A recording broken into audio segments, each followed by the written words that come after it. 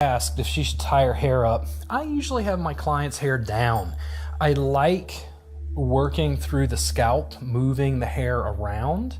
I feel like it's less tight on their scalp when it's down and relaxed. I've applied the lotion. I'm working right here along the spine. She's got some tension there. Big, broad, flat thumbs. Sliding down and along. Missy, if that's ever too much pressure, just let me know.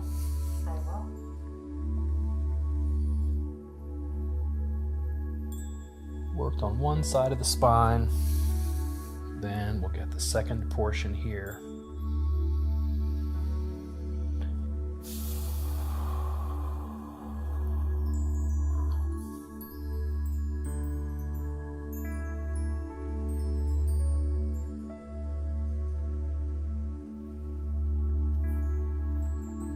We've worked along the back. I'm going to slide out over the upper arm. Encourages that rotation. You'll see that little bit of movement through the shoulder blades by using the humerus, the upper arm bone, as a handle. Then soft, flat knuckles. I'm going to hook at the top, lean in. My arms are lengthened. My body weight just slides in and along. Coming around to the side, I'm going to hook right around the iliac crest, up over the hip bones. Slowly, the shape of the ribs is down this way. I'm trying to hook my fingers into the ribs and then glide along with them. Right up around the shoulder blade, hooking and pulling. If you're ever working at the table and you feel like it starts to slide, just hook your thigh into the table so that when you pull, it pulls the table into you, it doesn't slide on the floor. Feeling my way through here and along that border, the shoulder blade. We hit part of our trap there, the little pop over. There we go. And up to the base of the neck. Lengthening and pulling. The hair is out of the way, so I'm going to slide down and along. Part of Swedish is these long flowing strokes. I tend to blend, mix and match what people think of as Swedish and deep tissue in a way that feels organic. It flows nicely.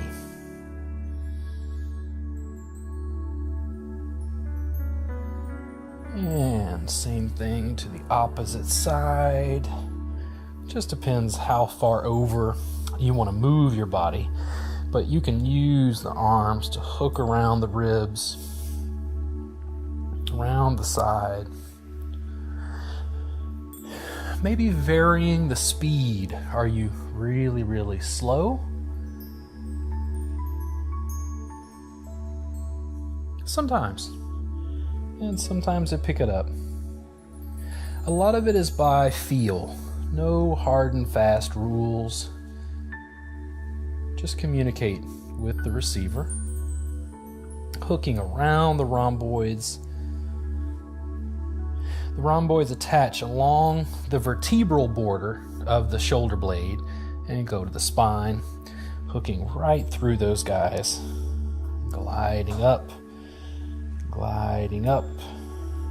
And just like before, we pulled the hair out of the way. I'm going to hook in with the thumb, slide down, and glide along the erector spinae.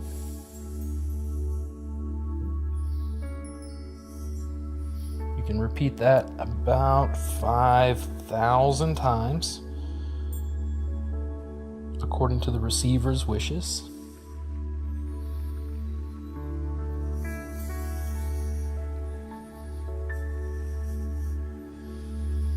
Broad palms along the back. One of my favorite areas to work. I'm going to pull my stool in so I can sit. Give a little pressure and jostle right over the shoulder blade. She was having some issues earlier with her shoulder. Usually these guys seem to be involved. I believe it's teres minor and infraspinatus right through here. This border. Got a little crack in my own knuckle, moving around there. Little circles, little jostle. Feels comfortable on my hand. Not too much pressure, Missy? Yeah, right through there, working that around. And then we'll switch it up, try the other side, see what the difference is. Working through. Using the right tool for the job.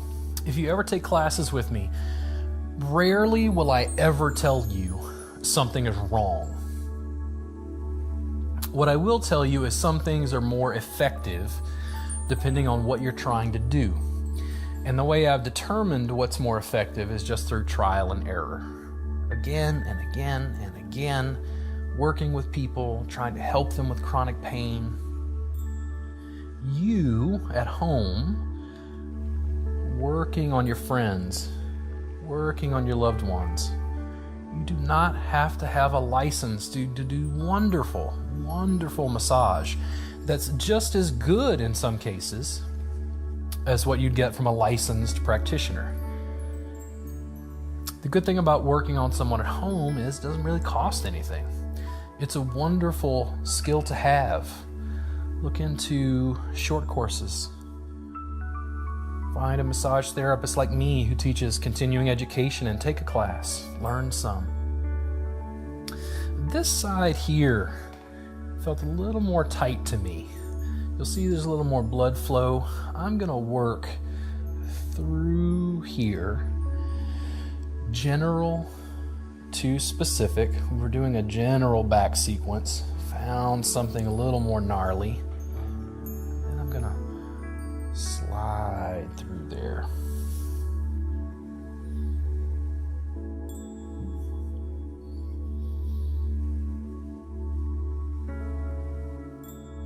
Hook along the arm, guide that out along the tricep, posterior deltoid.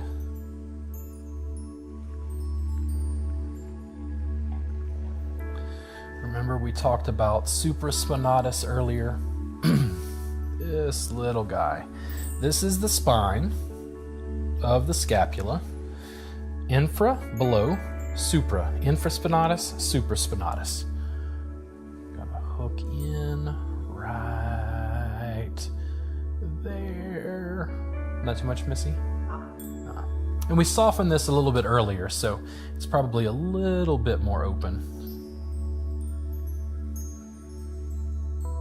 Hooking in. And then switch it up. Go into infraspinatus. Hooking down the arm again through the tricep. Often it feels like when I work the back, I wind up draining the arms. Instead of working with the cardiovascular system pushing up the arms, it feels like I'm draining the arms.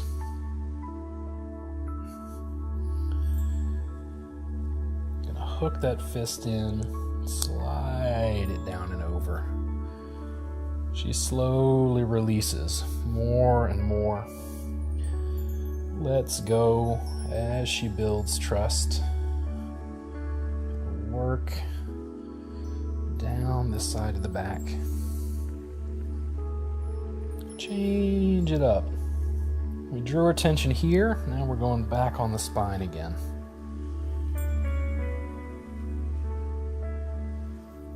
If I want to give her some space, I can hook, jostle.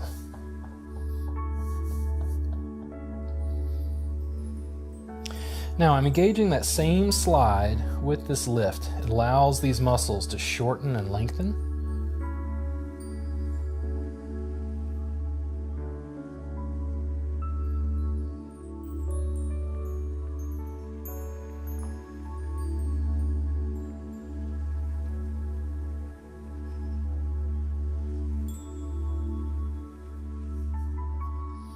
Now a little further out, closer to the shoulder blade, same thing. Then in this case, I'm going to hook around this axillary border. Axilla just means shoulder blade. If I don't say axillary border, it makes me sound not professional. Hook both sides. Now, just because of the angle, I can hook into this. This is the bottom point of the shoulder blade and it spreads. I'm on either side, just hooking through here. And this right here, tender? Yeah. It just feels dense. This, pliable and soft. This, some beef jerky, right in there. So you come in, sliding through. And in this case, I'm going to again engage just a bit of lift. It's going to give me a little more space to hook in there. Back and forth, back and forth, back and forth. This is getting right into what I believe is teres minor and major. Major and minor are part of the rotator cuff. They rotate in opposite directions. She feels that right there. But she is a massage therapist. She works with her right arm, and she has about 9 million clients worth of tension living right there.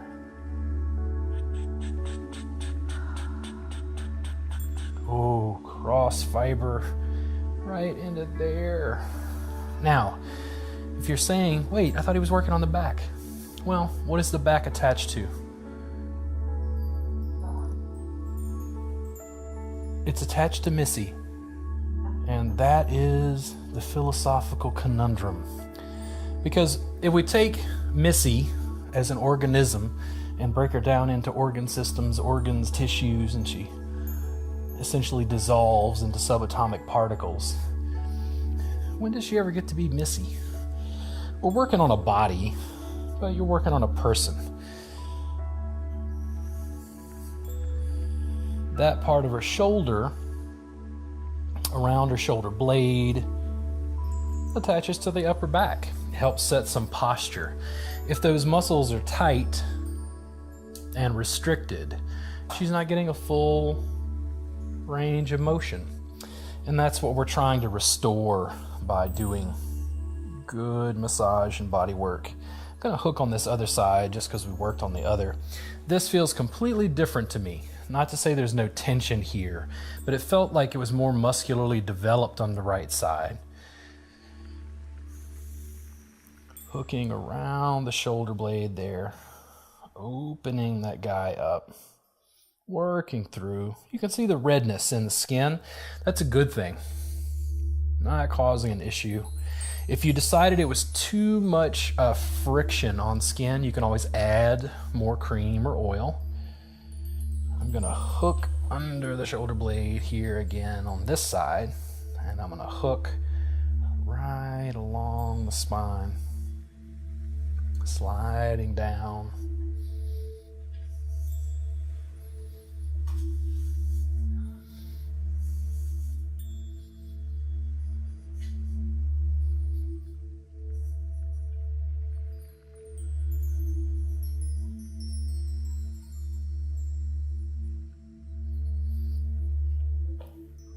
Hooking around both.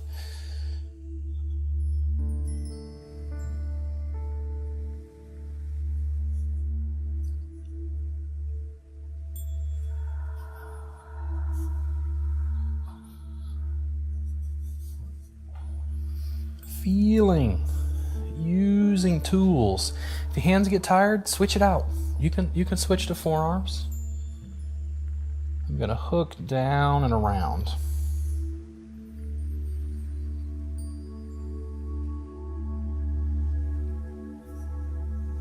And again, down and around. And this is where, if I had hair down, I could pull the hair over. I'm going to hold with one hand. I'm going to hook the forearm around. You see that shoulder blade lift? I'm hooking up around the neck, around the shoulder blade and flattening out. And then gliding over down the arm.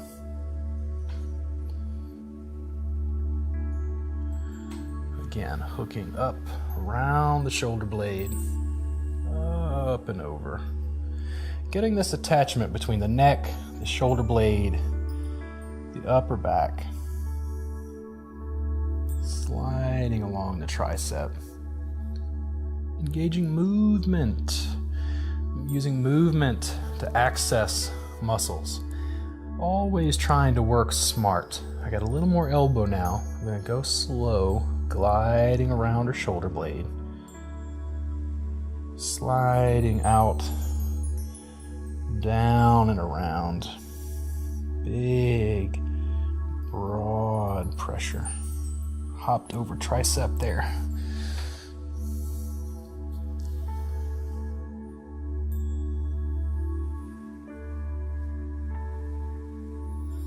Now I'm going to shift right along the spine. Big, broad, flat forearm. Down the upper back. I'm going to broaden out the forearm. A little more lateral. Down into the lower back. And I'm going to come up again with a reinforced. Hey, why not?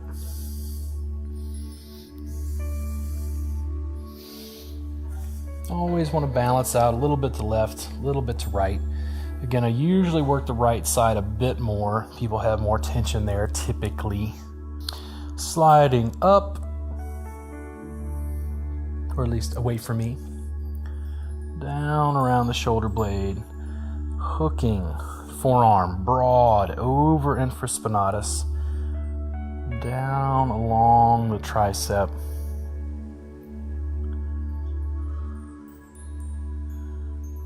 Back again.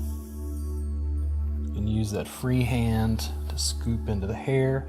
You'll see how much that shoulder blade lifts, that big broad forearm sliding around the upper back. I get more of a point, a little more pointed there. Right along the spine. You have to develop some sensitivity to do this. You're going to slide down the spine. I slowly lift my own body so I can come down. Sliding, moving the forearm out. Broad on the right side of the spine. And reinforced, you can come up again.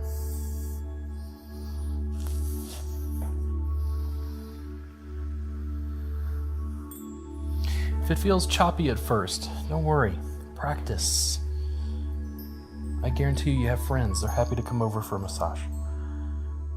Working through the upper back, around that shoulder blade, out and down again.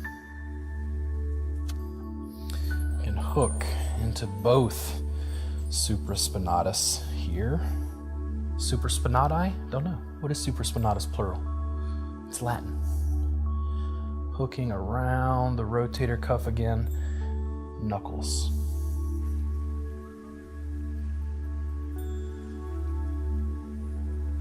Little circles, opening this up.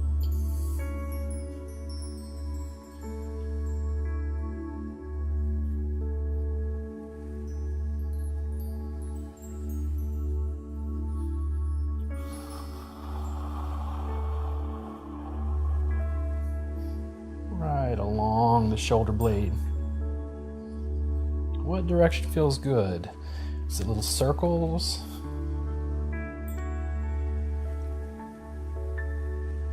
change it up. You speed up, you slow down, you develop your own rhythm.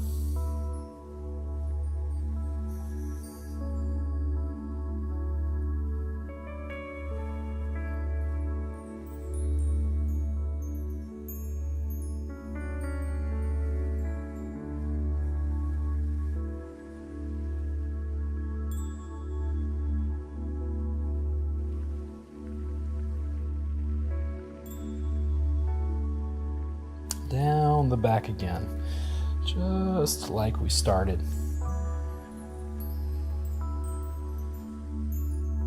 Sliding down the erector spinae, tractioning the lumbar spine gently. You can hook the thumbs into the same area. If you decide they need a little bit more, fingers right along, cross fiber friction, right through there. You do the same on the same side. Not quite as bad. If you decide to work the neck, you can hook around the top, being careful not to press the thumbs, the fingers, into the front of the neck, or at least to the back and the posterior, the back of the neck, sliding through there. I'm going to hook almost into the base of the skull. In her case, I feel some tension right there. I'm going to sit, oh yeah, right in there. All those pointed fingers are just sliding right into that groove at the base of the occiput, where the atlas and axis, the top two cervical vertebrae, have muscles that connect there, the suboccipitals. Suboccipital, below the occipital bone, right there. Too much pressure, Missy? Okay. Now I've got a hook right there. It's giving a little bit of pressure into her face, into the bolster, which is why I asked, into the face rest. I'm gonna glide a little to my right, and then a little to my left. I'm just guiding my fingers into that little groove there. And then back and forth, side to side.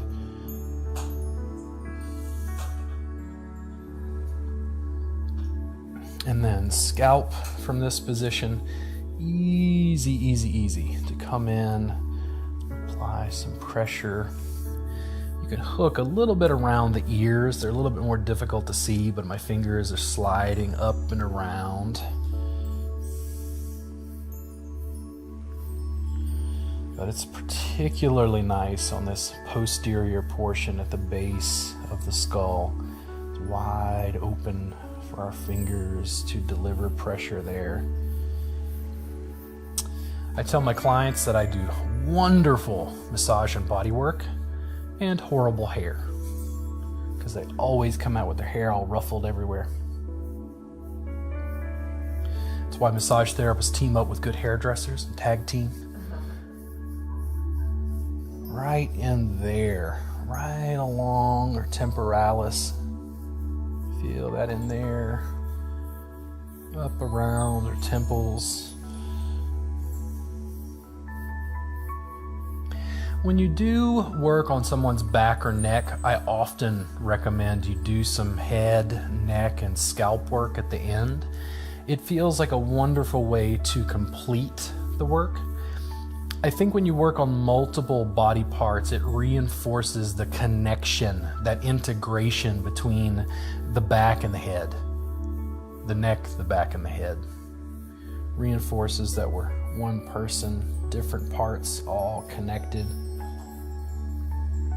And in her case, I can grab, since her hair is long, I'm going to grab around. I'm going to pull and roll some of that together.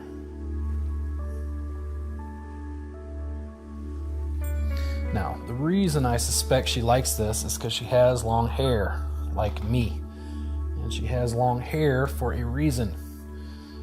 Because she wants someone to make contact with her scalp. I can engage this big twist to the hair,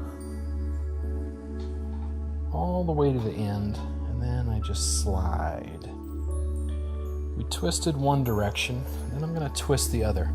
If I pull on a single strand, it's uncomfortable.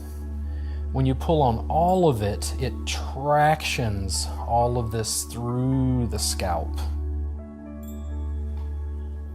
Twist and twist and twist and twist. And then I'm going to glide along. And you can also just change the direction. If you grab it just right, you can pull different directions. It takes a little while to work with this, to figure out how to grab it without just pulling hair. Now I can give a little bit of length. Is that too much, Missy? Oh, no. Oh, she's about to die. If I could put her in water and just float her around a saltwater pool, I think all of her stresses and worries would go away just by that handle. And if you twist it one way, just twist the other. Everybody's hair texture will be a little bit different, so you have to play with this. In my case, I have hair that's just about as long as hers, so I've got a little more practice at this. And you lengthen. In her case, I can also get to the ears from this position just to soften them up. Give a little traction right along the lobes. She's got good, soft, pliable ears there. Doesn't feel overly tight. And back to the back again. Pulling. All of the cream and lotion that we used has mostly absorbed. And this is what I love, because if you're doing a long session, you started off with a lot of slide, and now it's slow because all of that cream is absorbed and allows you a little bit more pressure. Too much pressure, Missy? Yeah, I felt a little bit of contraction around there, and I just asked her. Just sliding along. And again, we went to the rotator cuff, right? Sometimes this stuff is tight enough that I'll do a pass and go somewhere else. Soften her neck, soften her scalp, and then come in again. Right through there. Out along the arms. Always when you work with someone, go slow. Pay attention to their needs. Encourage them to communicate with you verbally if need be. Too much pressure? Good. Not enough pressure? Small verbal cues. It's also important, if you work with someone, partner up, give and receive. You get a chance to practice strokes from the videos that we produce here on Psyche Truth. We want you to use these and work on each other. If you have questions, just ask. We're happy to provide you information so that you can work on your friends and family. Out along the spine again. Broad, flat thumbs. You give a little bit of traction at the end, down along the sacrum.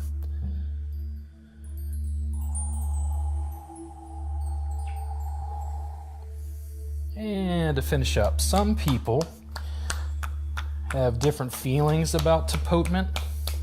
I really like this to change it up. I say it's not traditional if you don't get the quacky quacky. Got to get the noise.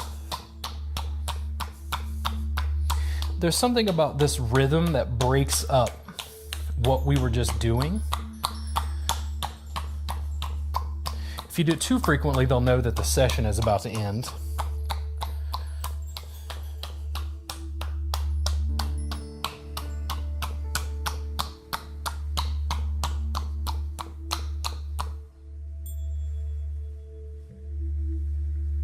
And thank you, Missy. I hope that feels better.